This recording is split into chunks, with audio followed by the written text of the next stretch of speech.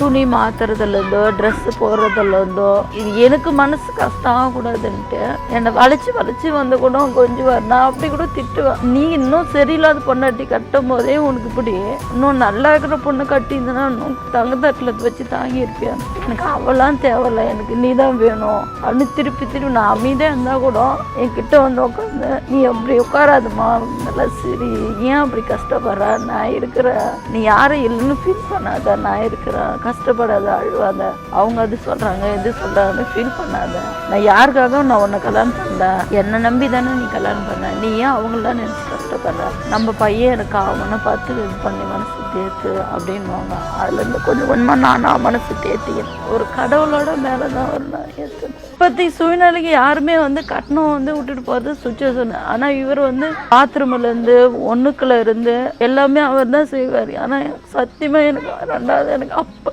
நான் சொல்லுவேன்.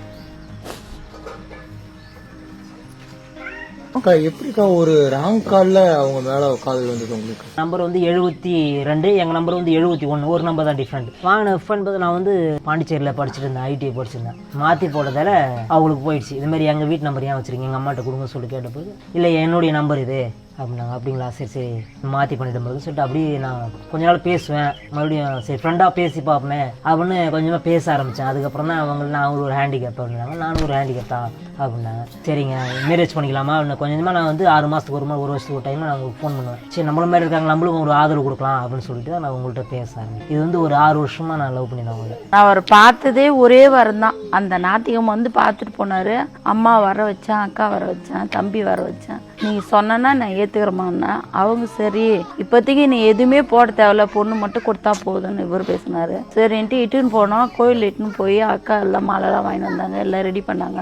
எங்களுக்கு கரெக்டாக 1 மணிக்கு தான் கல்யாணம் வந்து 1 மணிக்கு ஆகும்போது பின்னாடி இட்டுன்னு போய் நீ இவரை கல்யாணம் பண்ணி நீ என்ன பண்ண போற அப்படின்னு என் அக்கா கேட்டான். அதுக்கு நான் என்ன சொன்னேன், அவளை நம்பி நான் வரல, உன்னை நம்பி நான் வந்தேன், நீ கட்டுறியா இல்லையா நான் போறேன் அப்படின்னு பார்த்தேன். நான் வா அப்படின்ட்டு இட்டுன்னு போய் அப்படியே தாலி கட்டிட்டு வந்து 2 பேருக்கும் உள்ள அந்த 6 வருட காதல்னு சொல்றீங்கல்ல, இந்த 6 வருட காதல்ல நீங்க பார்த்ததே கிடையாது 6 வருஷமா? இல்ல பார்த்ததே இல்ல. எப்படி அதுக்கப்புறம் காதல சொன்னதுக்கு அப்புறம் உங்க வீட்டுல என்ன சொன்னாங்க, உங்க வீட்டுல என்ன சொன்னாங்க? ஏத்துக்கல யாரும். இவங்க வீட்டில் வந்து அசிங்கமே பேச ஆரம்பிச்சாங்க. எங்கள் வீட்டில் இப்போ இருக்கிற சுச்சுவேஷனில் உனக்கு கால் இல்லாத உனக்கு கல்யாணம் பண்ணி என்ன பண்ண போகிற அப்படின்னு கேள்வி கேட்டாங்க. இல்லைம்மா எனக்கும் பயமாக தான் இருக்குது, அதனால பெரியவங்க வந்து பேசி பாருங்க அப்படின்னு வந்து பேசினார. அந்த வீட்டுக்கார அம்மா பேசினாரு எங்ககிட்ட, அந்த பொண்ணுக்கு யாரும் இல்லை, நீ 4 நாளைக்கு இருந்துட்டு ஏமாத்திட்டு போயிட்டனா, அந்த பொண்ணுக்கு யாரும் ஆதரவு இல்லை, இப்போதைக்கு நாங்கள் தான் ஆதரவாக இருக்கோம், நீ ஏமாத்திட்டு போயிட்டனா, இல்லைம்மா நான் ஏமாற்ற மாட்டேன் அப்படின்னு ஒரு நம்பிக்கை கொடுத்தாங்க.